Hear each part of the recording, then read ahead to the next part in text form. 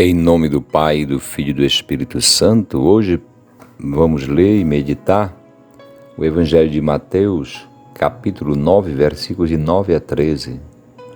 Ao passar, Jesus viu um homem chamado Mateus sentado na coletoria de impostos e disse-lhe: "Segue-me."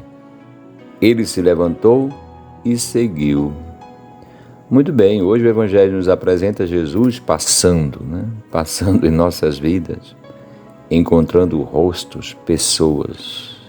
É muito bom a gente encontrar e melhor ainda ser encontrado, não é isso?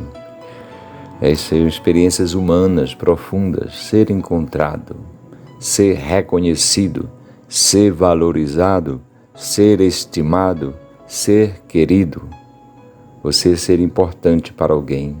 E assim Jesus faz. Jesus viu um homem chamado Mateus, o olhar de Cristo, o olhar de predileção, como se Mateus fosse a única pessoa no mundo naquele momento. A gente podia parar muito para meditar sobre isso, não é? Mas o quanto é importante um olhar de predileção, porque você faz realmente a pessoa existir, vir à tona, sentir-se importante e valorizado neste mundo. Nosso Senhor, portanto, viu este homem e ele estava sentado na coletoria de impostos. Significa um homem traidor do seu próprio povo.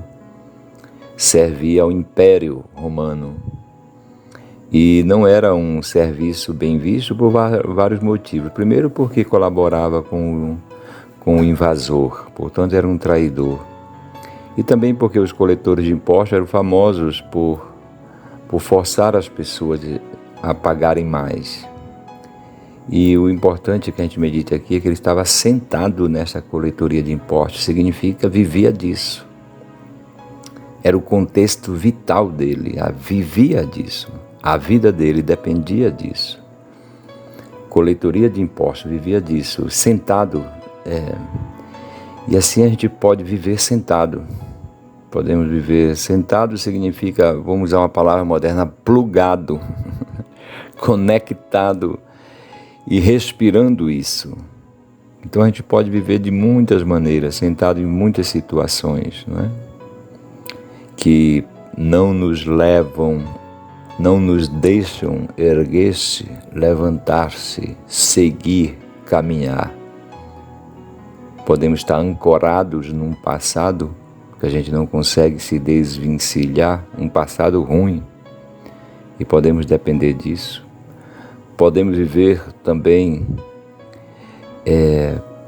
de um futuro amedrontador também, e de um presente sem graça nenhuma.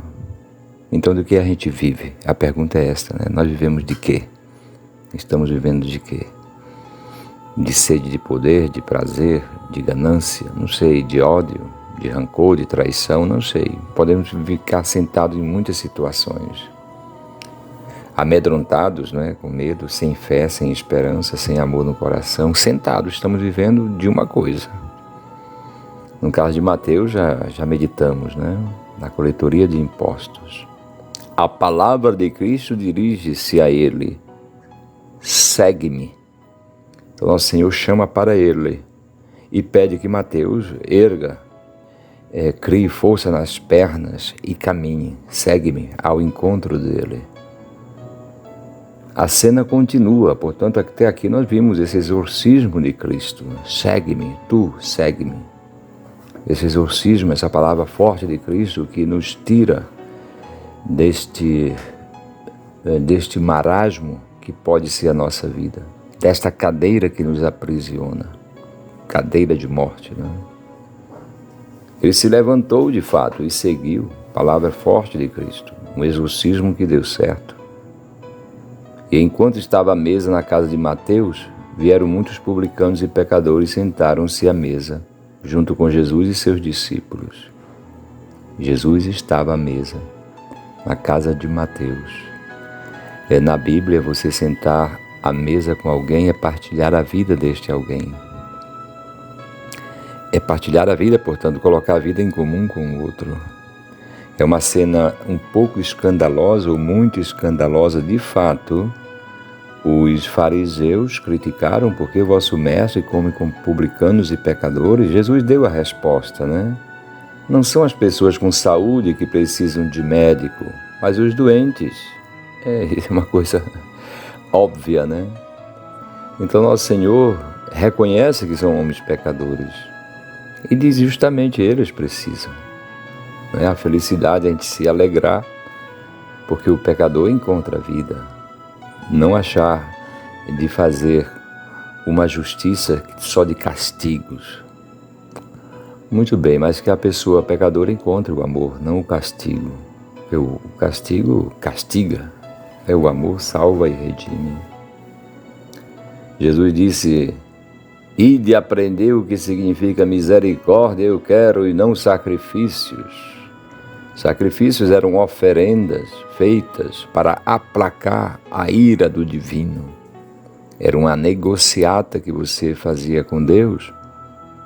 Eu te dou isso, né? E tu me dás aquilo. Mas o meu coração eu não dou. Tá bom? Então a gente pode querer aplacar a ira divina, não é? Com ritos e cerimônias, que por si mesmo podem até ser cerimônias belas, né? Uma bela liturgia, uma bela celebração, tudo bem. Mas o importante é que o coração seja dado. Mas as pessoas preferiam oferecer os sacrifícios e esqueciam a misericórdia, né? Esqueciam de oferecer e de amar, de oferecer o coração para Deus. De fato, não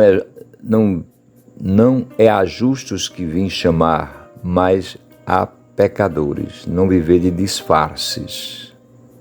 Porque o justo aqui é aquele que vive de disfarces, não entrega o coração para Deus. Mas pecadores justamente porque reconhece o que é e a partir desse reconhecimento pode encontrar verdadeiramente o Senhor. Muito bem, meus irmãos, que nós possamos fazer essa experiência que Mateus fez, não é isso? Sentir essa palavra forte de Cristo, que nos tira de tantas cadeiras de morte, tantas situações de angústias e sofrimento. E Cristo diz: levanta-te, segue-me. Louvado seja nosso Senhor Jesus Cristo, para sempre seja louvado.